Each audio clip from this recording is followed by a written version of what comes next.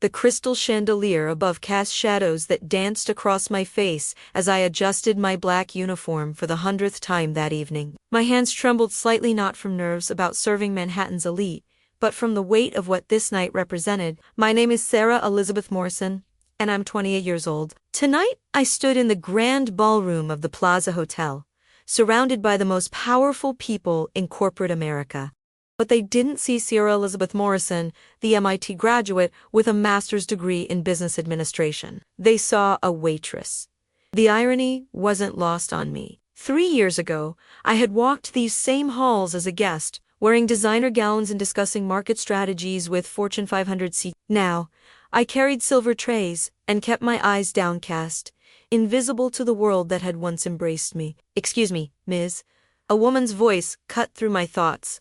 I turned to see a familiar face, Margaret Whitmore, wife of the pharmaceutical giant's chairman. She had attended my wedding 4 years ago, had complimented my research on emerging markets. Now, she looked through me as if I were made of glass. "Could you bring me another champagne? The Dom Pérignon, not that cheap stuff you've been serving." Her voice dripped with condescension, each word a small knife to my already wounded pride.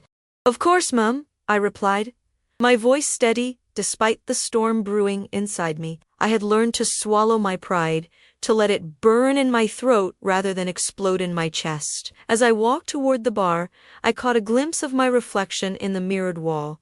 The woman staring back at me looked tired, defeated. Her auburn hair was pulled back in a simple ponytail, her makeup minimal and practical. This wasn't the Sarah Morrison who had once commanded boardrooms and closed million-dollar deals. That Sarah Morrison had died the day my brother decided to destroy everything we had built together. The memory hit me like a physical blow. Mikhail Morrison, my twin brother, my business partner, my closest friend. We had started Morrison & Associates consulting firm together, pooling our resources, our dreams, our unshakable bond. For 3 years, we had been unstoppable. Our client list read like a who's who of American business. We had offices in New York, Chicago, and Los Angeles. We were the golden siblings of the consulting world, until he stole everything. I reached the bar and ordered the champagne, my hands steady, despite the earthquake happening inside my chest. The bartender, a young man probably working his way through college, smiled kindly at me. At least someone in this room still saw me as human. "Rough crowd tonight?" he asked, genuine concern in his voice. "You could say that," I replied, managing a small smile. "But we do what we have to do, right?" "Right," he nodded, handing me the crystal flute filled with golden bubbles. "For what it's worth, you carry yourself differently than the other servers, like you belong here." If only he knew how much I had belonged here once. I made my way back to Margaret Whitmore, weaving through clusters of executives and their wives. Their conversations washed over me, discussions of quarterly profits, merger opportunities, vacation homes in the Hamptons. This had been my world once. These had been my people. "Your champagne?" "Ma'am," I said, offering the glass with a practiced smile. Margaret took it without acknowledgement, already turning back to her conversation about her daughter's upcoming debutante ball. I was dismissed, forgotten, erased. But as I turned to leave, I heard a voice that made my blood run cold. "Sarah? Sarah Morrison?" I froze. The voice belonged to James Crawford, CEO of Crawford Industries and one of my former clients. He had paid our firm over $2 million for a restructuring consultation that had saved his company from bankruptcy. I turned slowly, praying he wouldn't recognize me in my server's uniform, but his eyes widened with recognition and something that looked suspiciously like concern. "My God, it is you." "What are you?" He stopped mid-sentence, his gaze taking in my uniform, the silver tray in my hands, the reality of my situation crashing over him like a wave. "Good evening, Mr. Crawford," I said quietly, my voice barely above a whisper. "I hope you're enjoying the gala." The confusion in his eyes was painful to witness. This man had sat across from me in boardrooms, had sought my advice on critical business decisions, had called me brilliant. Now he was seeing me serve drinks to people who wouldn't give me a second glance. "Sarah, I don't understand. Where's your brother? Where's Morrison & Associates? I tried to reach you last year for another consultation, but your offices were closed. The phones were disconnected. The questions hit me like physical blows. How could I explain that my own brother had systematically destroyed everything we had built? How could I tell him that Michael had forged my signature on documents that transferred all our assets to his name, that he had cleaned out our business accounts, fired our staff, and dissolved our company while I was in Chicago closing a deal? There were some changes in the business. I managed to say the understatement of the century, burning my tongue. If you'll excuse me, I have other guests to serve. I started to turn away, but his hand caught my arm gently. Sarah, wait. This doesn't make sense. You're one of the most brilliant business minds I've ever worked with. You saved my company. What happened? Before I could answer, Margaret Whitmore's shrill voice cut through the air. Excuse me, are you going to stand there chatting all night? Some of us need service here. The humiliation was complete. James Crawford's face flushed with anger, not at me, but at the situation, at Margaret's tone, at the injustice of seeing someone he respected reduced to this. I'm sorry, I whispered to him, pulling my arm free. I really do need to work. I walked away, leaving him standing there with questions I couldn't answer and a respect I no longer deserved. The rest of the evening passed in a blur of fake smiles, condescending comments, and the constant ache of knowing that everyone in this room had once known me as an equal. As the night wore on, I couldn't shake the feeling that I was being watched. Several times, I caught glimpses of people whispering and pointing in my direction. Word was spreading. The fallen Morrison twin was serving drinks at the corporate gala. By the time the evening wound down, I felt emotionally and physically drained. I had endured countless small humiliations, each one a reminder of how far I had fallen. As I helped clear the final glasses and straighten the chairs, I allowed myself a moment to imagine what it would be like to walk out of here with my head held high, to reclaim the respect I had once commanded, but that was just a fantasy. The reality was that I would take the subway home to my studio apartment in Queens, count the meager tips I had earned, and try to forget that I had once been someone important. As I gathered my things to leave, I overheard a conversation that stopped me cold. Did you see Morrison's sister here tonight? Serving drinks of all things. Michael Morrison's twin, the one who used to run that consulting firm with him. That's the one. I heard she tried to steal money from their business accounts. That's why he had to cut ties with her. Really? She seemed so professional when I met her before. You never can tell with people, can you? The lies Michael had spread about me were still alive, still poisoning every interaction I might have with the business community. According to his version of events, I was the thief, the betrayer, the sister who had tried to destroy everything he had built.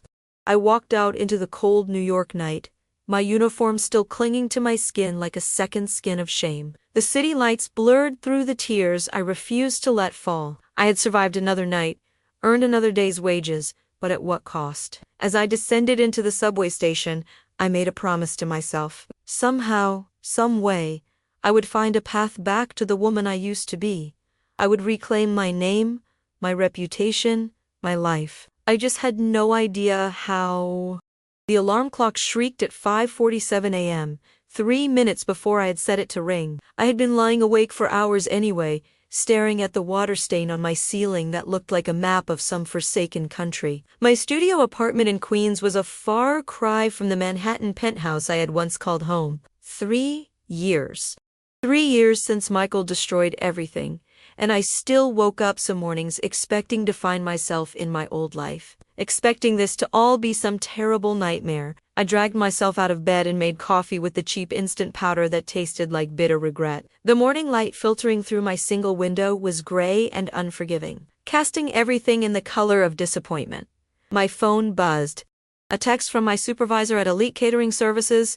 Sarah, need you at the Meridian building today. Corporate lunch for 210 a.m. setup.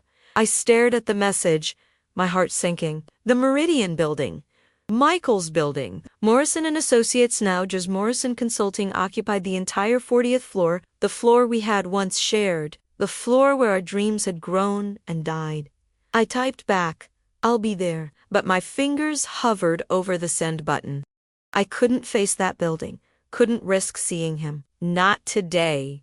Not when I was already hanging by a thread after last night's humiliation. I deleted the message and typed, I'm feeling sick. Can someone else cover? The response came back immediately.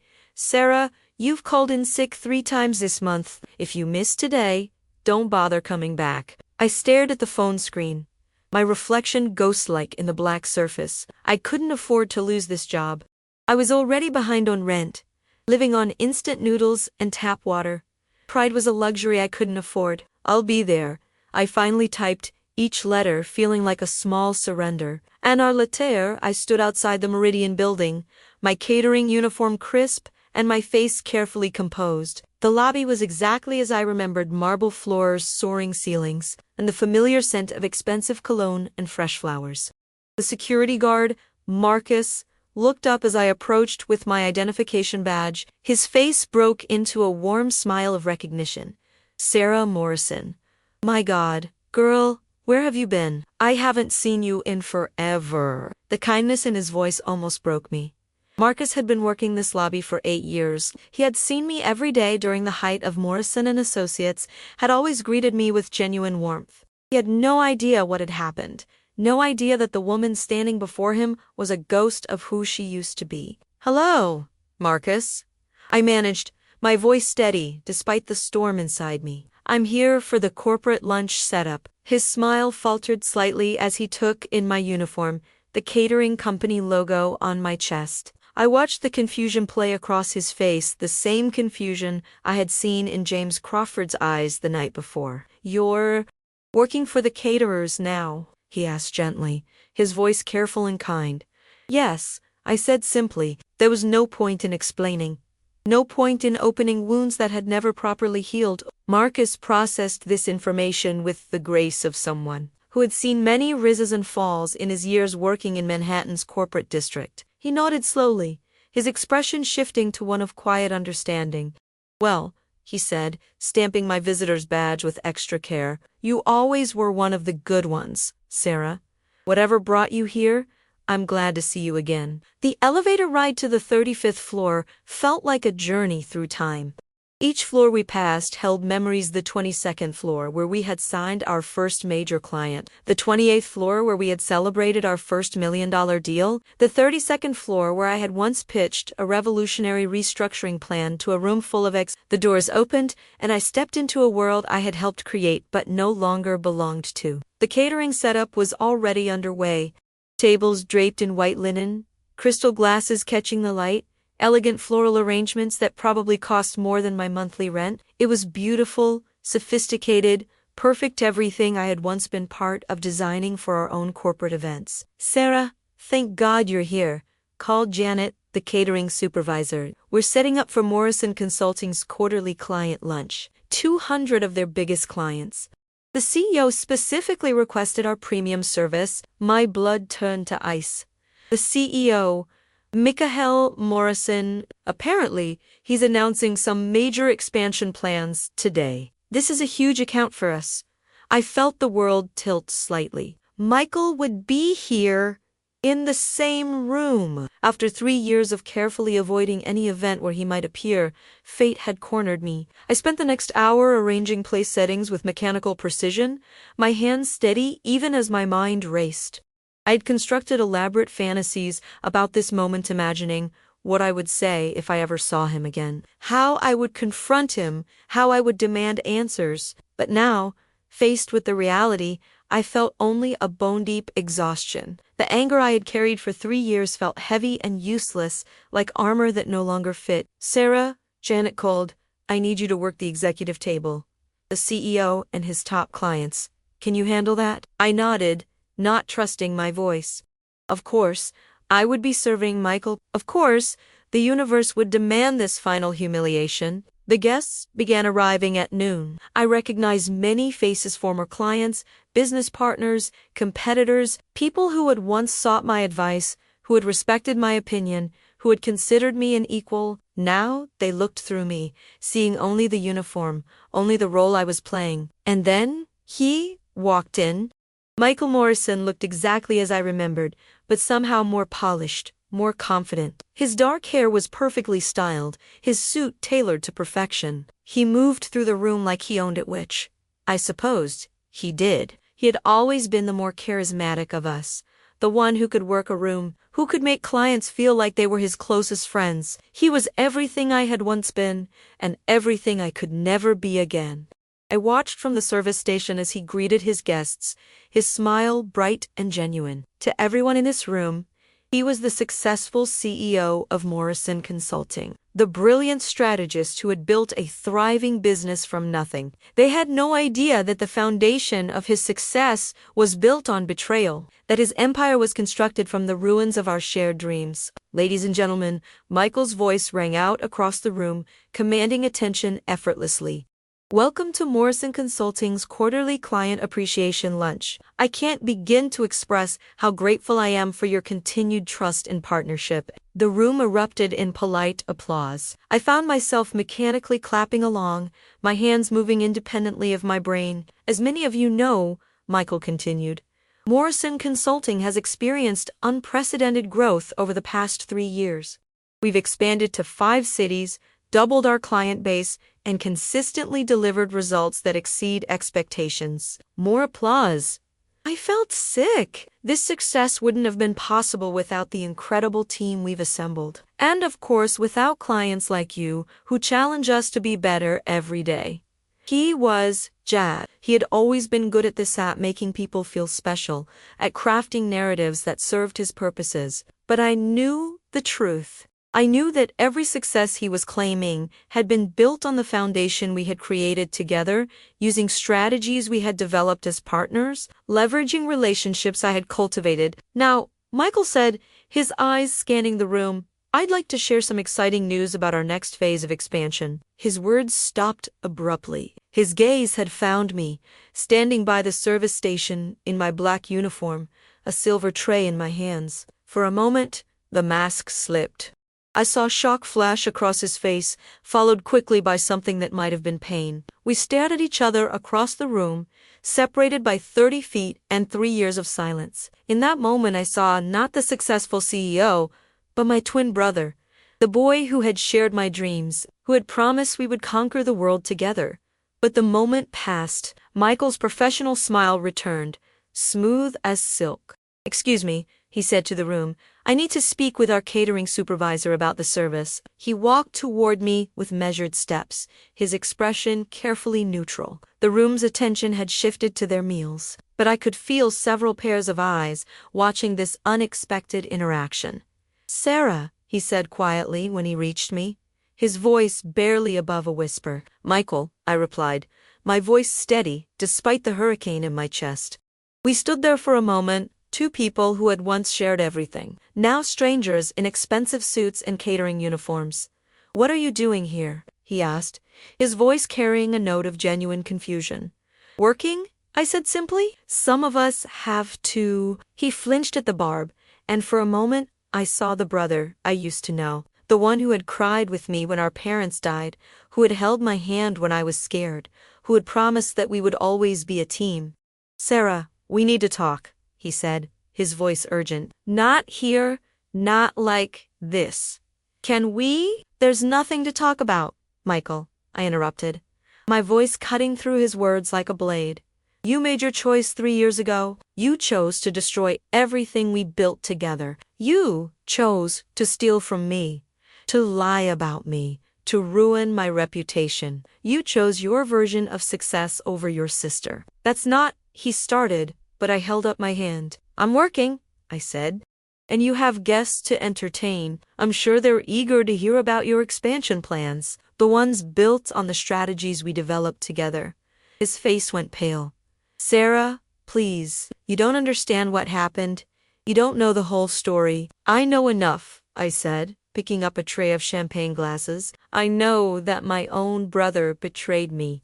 I know that everything I worked for, everything I built, was stolen from me by the one person I trusted most in the world. I walked away before he could respond, my head held high despite the tears threatening to fall. The rest of the lunch passed in a blur of professional service and internal chaos. I served meals to people who had once been my peers, smiled at clients who had once sought my advice, and pretended that serving my brother's success didn't feel like swallowing glass.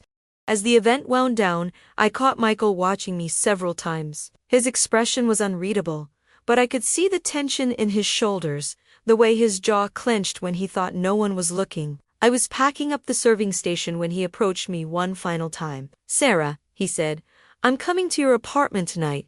We're going to talk about this." "You don't know where I live," I said, not looking up from the silverware I was counting.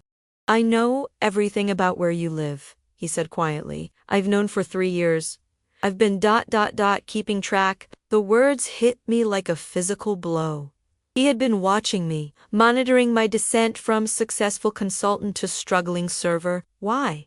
I asked, finally meeting his eyes. "Because you're my sister," he said simply. "Because no matter what happened between us, I never stopped caring about you." "If you cared about me, you wouldn't have destroyed my life," I said, my voice breaking despite my efforts to stay strong. "I never meant to destroy your life," he said, his voice thick with emotion. "I was trying to save the company. I was trying to save both of us.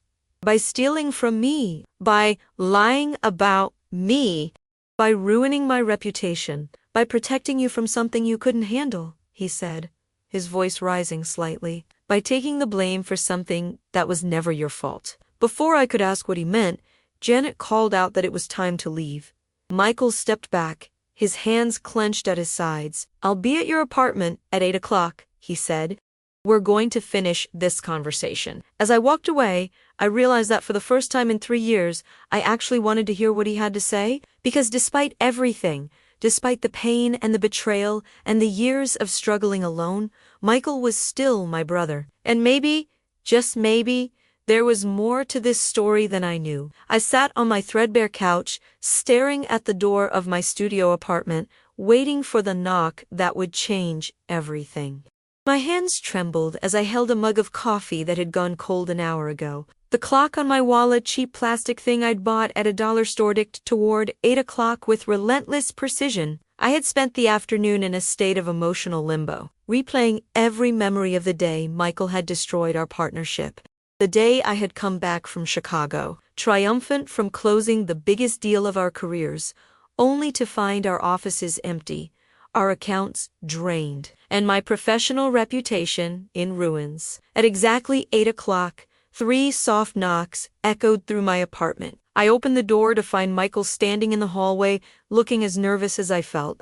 He had changed out of his expensive suit into jeans and a simple sweater, as if he was trying to strip away the layers of success that separated us. "Sarah," he said quietly, "thank you for letting me come." "I didn't let you do anything," I replied, stepping aside to let him in.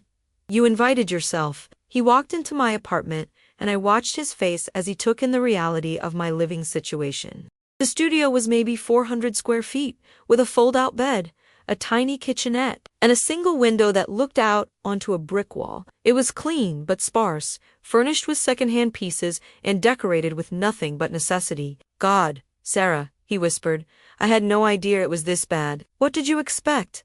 I asked, closing the door and leaning against it. "You destroyed my career, my reputation, my life. Did you think I was living in a penthouse somewhere?" He turned to face me, and I was shocked to see tears in his eyes. Michael had always been the strong one, the one who never cried, never showed weakness. But now he looked broken, haunted by ghosts I couldn't see. "I need to tell you something," he said, his voice barely above a whisper. "Something I should have told you 3 years ago." "Then tell me," I said, crossing my arms. "Tell me why you stole from me. Tell me why you destroyed everything we built together. Tell me why my own brother betrayed me." He ran his hands through his hair, a gesture I remembered from childhood when he was trying to solve a problem too big for his mind to grasp. "I didn't steal from you, Sarah," he said finally. "I stole from someone else. Someone who would have destroyed both of us if they had found out." "What are you talking about?" I demanded. But even as I asked the question, something cold and terrible was beginning to unfold in my chest. Michael walked to my window and stared out at the brick wall as if it held answers to questions I hadn't asked yet. "Do you remember the Hartwell Industries account?" he asked. "The restructuring deal you closed right before everything fell apart?" Of course I remembered. It had been the crown jewel of our portfolio, a $50 million consulting contract that had established us as major players in the industry. I had worked on that deal for 8 months, developing a comprehensive restructuring plan that would save the company from bankruptcy. "What about it?" I asked. though my voice sounded strange to my own ears. The numbers were wrong, Sarah, Michael said, still staring out the window. The financial projections you based your restructuring plan on, they were falsified. The words hit me like a physical blow. That's impossible. I verified those numbers myself. I spent weeks going through their books. You verified the numbers Richard Hartwell showed you, Michael said, turning to face me. But Richard Hartwell was embezzling from his own company. He had been for 3 years. The books you saw were elaborate forgeries. The room spun around me. I sank into my desk chair, my legs suddenly unable to support my weight. That's not possible, I whispered. I would have caught something like that. I'm not an amateur, Michael. I know how to read financial statements. You're brilliant, Michael said, moving closer. You're the smartest person I know. But Richard Hartwell was desperate, and desperate people can be very convincing. He needed that restructuring deal to go through because it was the only way he could cover up what he had stolen. But the deal worked, I protested. Hartwell Industries recovered. They're thriving now. Because I fixed it? Michael said quietly. After you left for Chicago, I discovered what Hartwell had done. I found the real books, the actual financial situation. The company was in even worse shape than we thought, but for completely different reasons. My mind was racing, trying to process what he was telling me. If you knew, why didn't you tell me? Because you were already on the plane to Chicago to close the deal, Michael said. And because I knew that if this came out, both of our careers would be over. No one would believe that you had been deceived. They would think you were either incompetent or complicit. So you what? Decided to handle it yourself. I confronted Hartwell, Michael said, his voice growing harder. I told him I knew what he had done, and I gave him an ultimatum. He could come clean, return the money he had stolen, and implement a real restructuring plan based on accurate numbers, or I would expose him. And he agreed to that, I asked, skeptical. He agreed because I offered him a way out, Michael said. I told him that Morrison and Associates would take full responsibility for the inaccuracies in the original plan. We would absorb the cost of the additional restructuring work, and we would sign a confidentiality agreement that would prevent us from ever discussing the real situation. The pieces were starting to fall into place, but I still didn't understand why Michael had destroyed our partnership. That still doesn't explain why you stole from me, I said. Why you dissolved our company without telling me? Michael's face crumpled. Because Hartwell threatened to destroy you specifically. He said that if I didn't take sole responsibility for the situation, he would tell everyone that Sarah Morrison was the architect of a fraudulent restructuring plan. He would claim that you had been bribed to overlook the discrepancies in his books. He was bluffing, I said, but my voice lacked conviction. Was he? Michael asked. Sarah, this man had been stealing from his own company for 3 years. He had created an elaborate web of false documentation. He had convinced auditors, lawyers, and financial experts that his company was something it wasn't. Do you really think he couldn't have convinced people that you were corrupt? I felt the walls of my small apartment closing in on me. So you decided to sacrifice me to save me. I decided to sacrifice myself to save you, Michael corrected.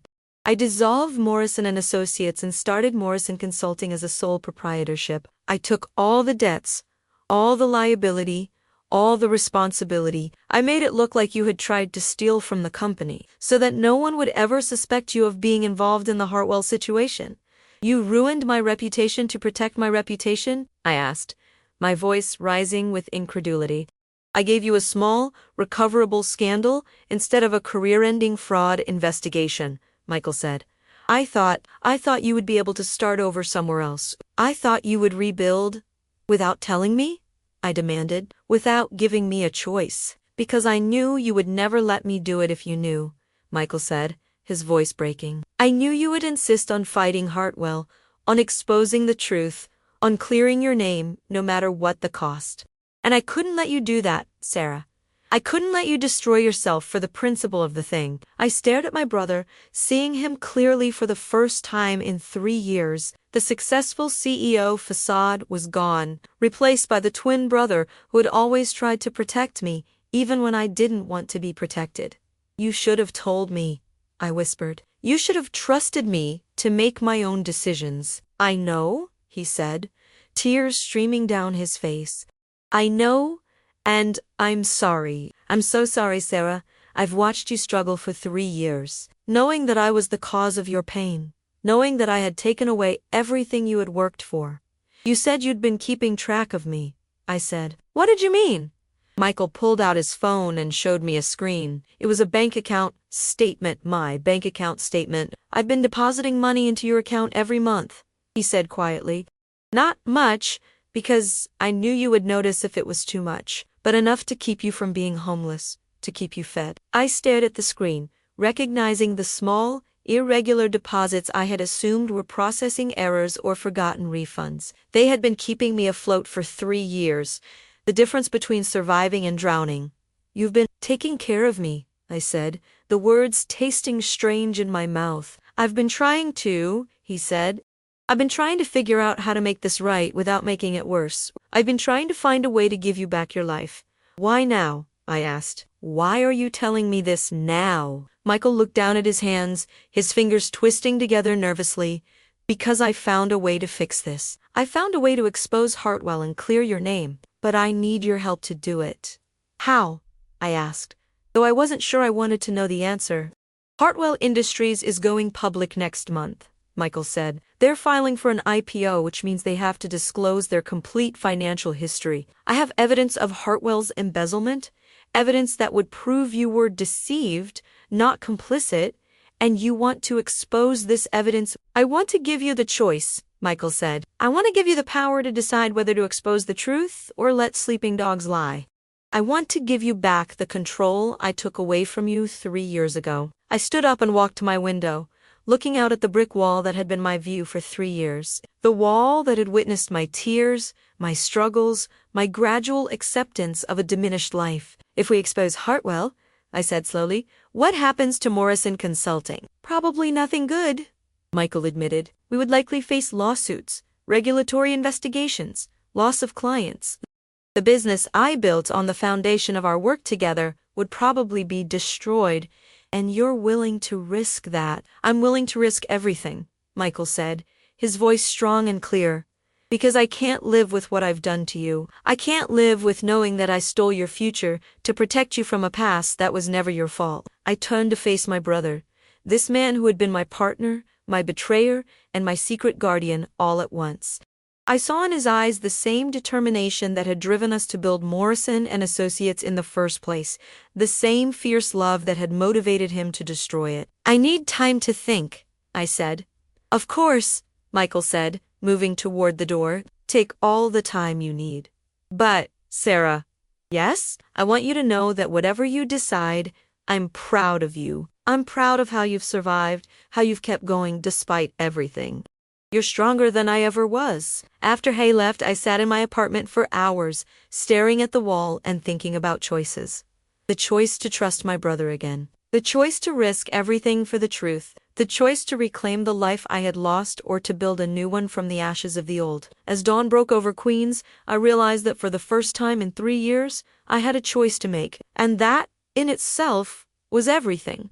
The morning sun streamed through the floor-to-ceiling windows of Morrison Consulting's conference room as I sat across from my brother, wearing a business suit I had bought with my catering wages. It was off the rack and didn't fit quite right, but it was mine, and it was armor for the battle ahead. Between us lay a stack of documents 3 inches thick, bank records, falsified financial statements, email correspondence, and phone logs that told the story of Richard Hartwell's elaborate deception. The evidence of my innocence and his guilt, gathered meticulously over 3 years by a brother who had been trying to find a way to return my life to me. Are you sure about this? Michael asked for the 3rd time that morning. Once we send this to the SEC, there's no going back. The investigation will be thorough, public, and brutal. I looked at the documents, then at my brother's face. The past week had been a revelation. After our confrontation in my apartment, I had spent days going through every piece of evidence Michael had collected. I had seen the real books of Hartwell Industries, the ones that showed systematic embezzlement going back 5 years.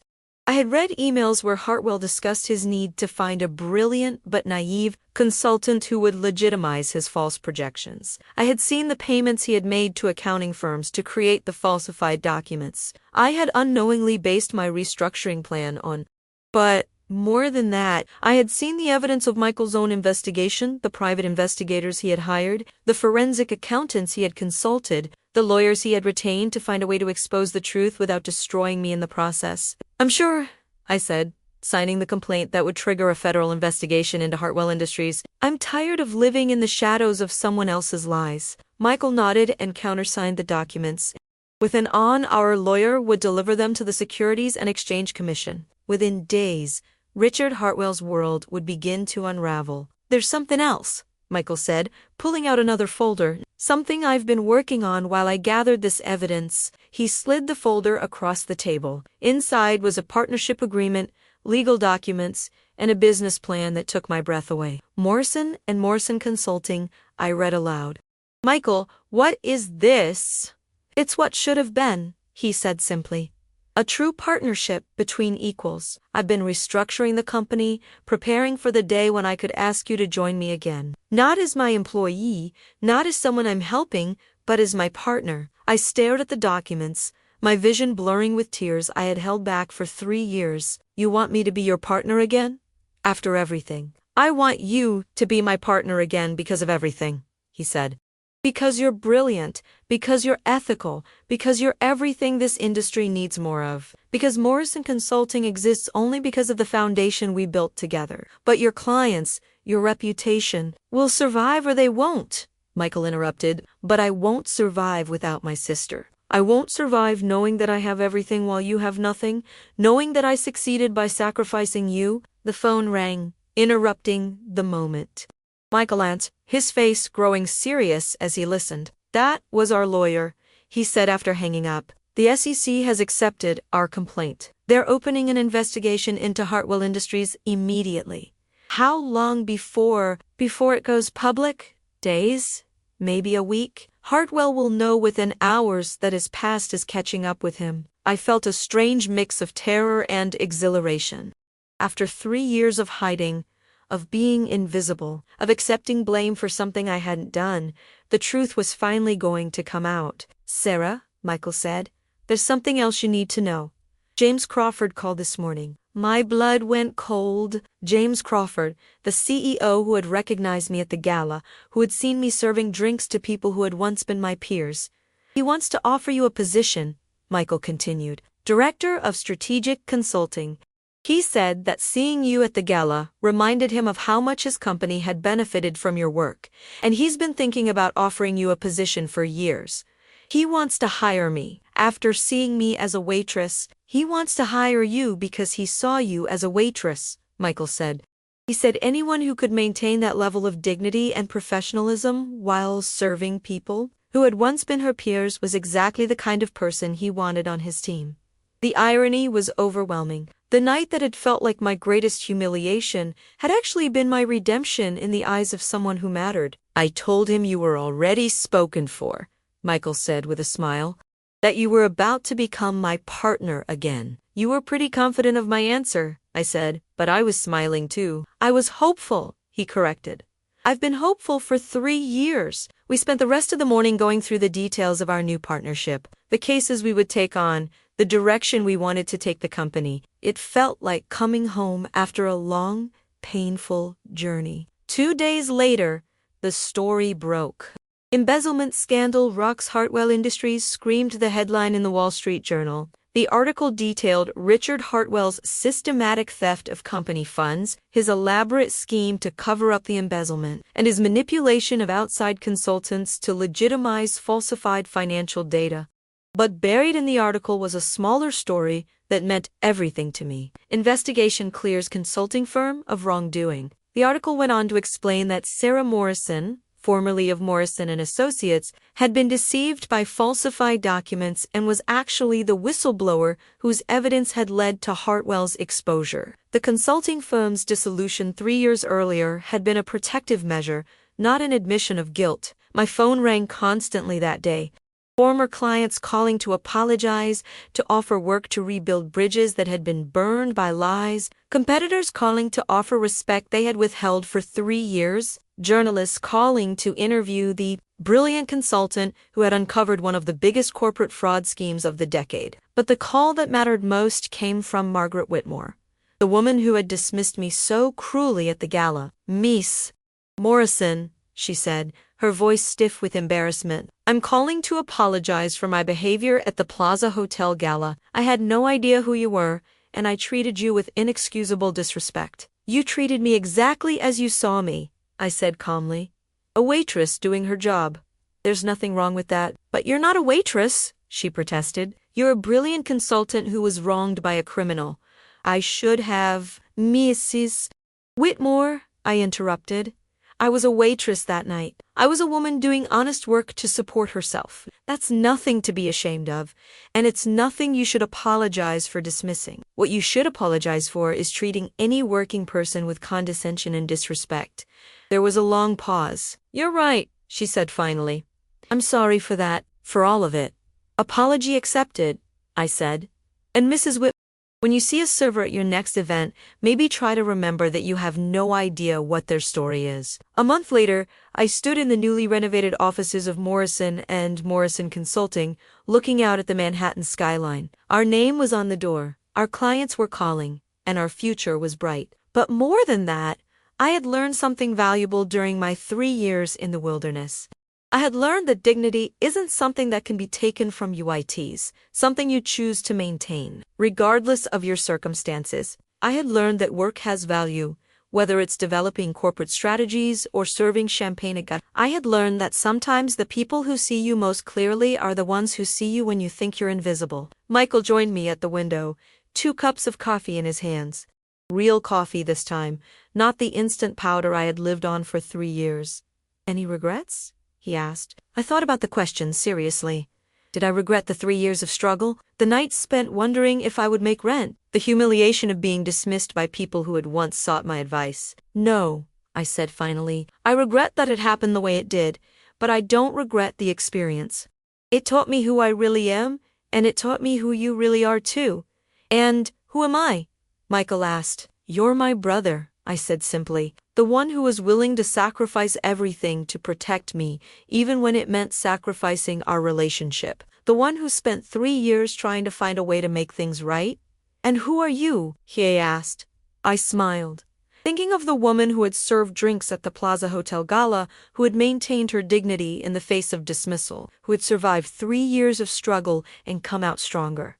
"I'm Sarah Elizabeth Morrison," I said. "I'm a consultant, a sister, and a woman who learned that you can't take away someone's worth by changing their circumstances." Through the window, I could see the Plaza Hotel in the distance, its elegant facade glowing in the afternoon sun.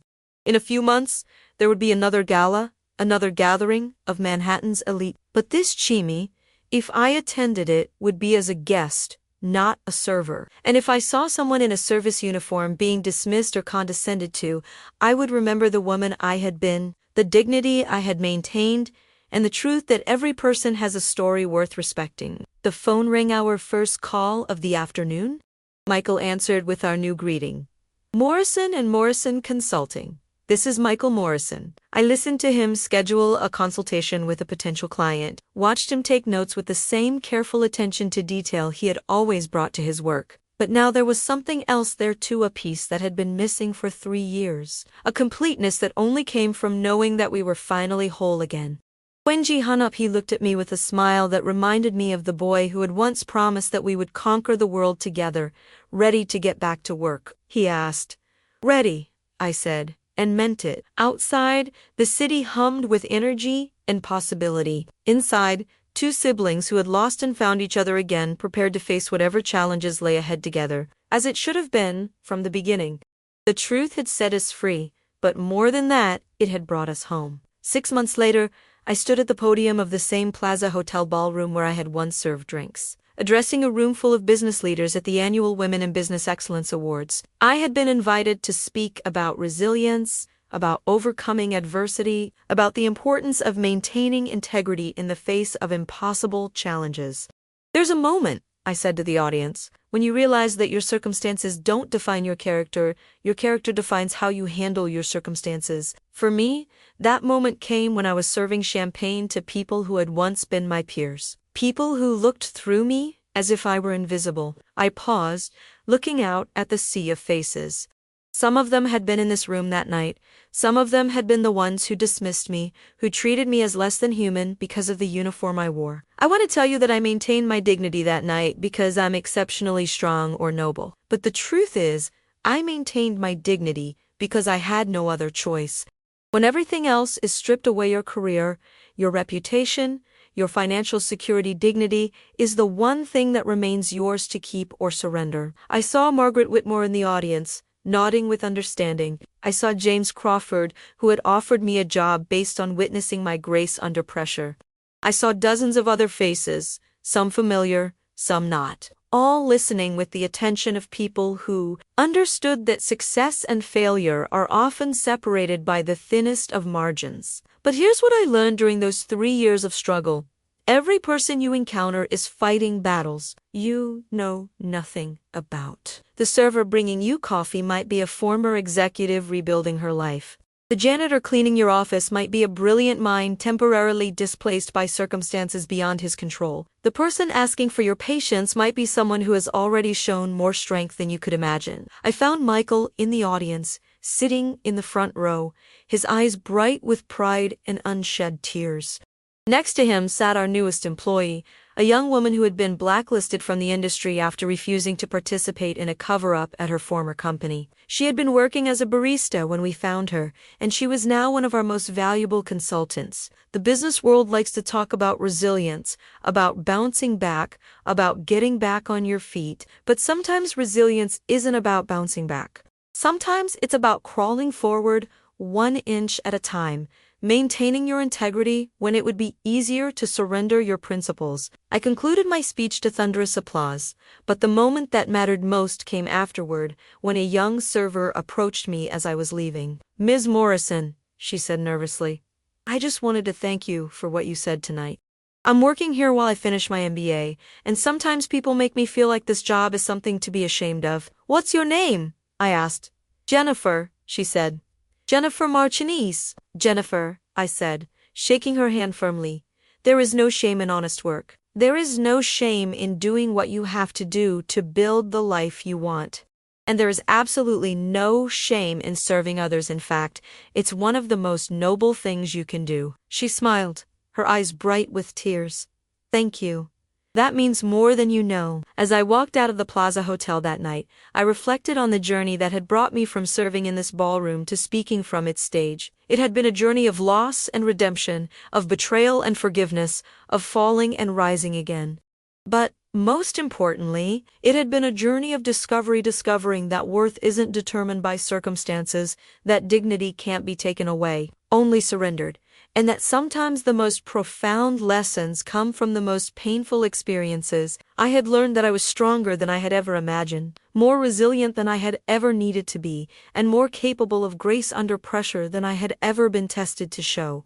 And I had learned that, sometimes, the person who sees you most clearly is the one who sees you when you think you're invisible. The city lights twinkled around me as I walked toward the subway, no longer a fallen executive hiding from her past, but a woman who had reclaimed her future by refusing to surrender her dignity. I was Sarah Elizabeth Morrison, and I was exactly where I belonged.